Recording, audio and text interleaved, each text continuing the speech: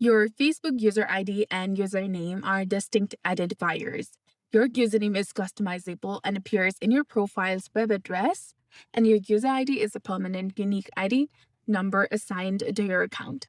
You can easily find both of these on your Facebook app or your website by following the instructions. Here I'm going to show. First, you need to go ahead and open your Facebook Lite or Facebook application on your mobile device.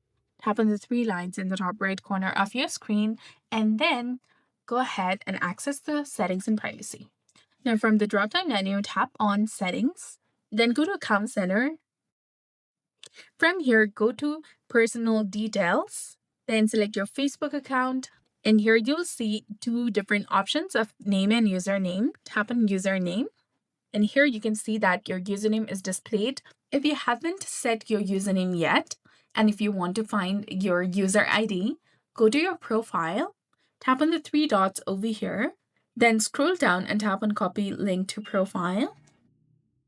Open your note, paste the link that you just copied, and here, instead of username, if you haven't set, you'll see a long number displayed after this facebook.com/.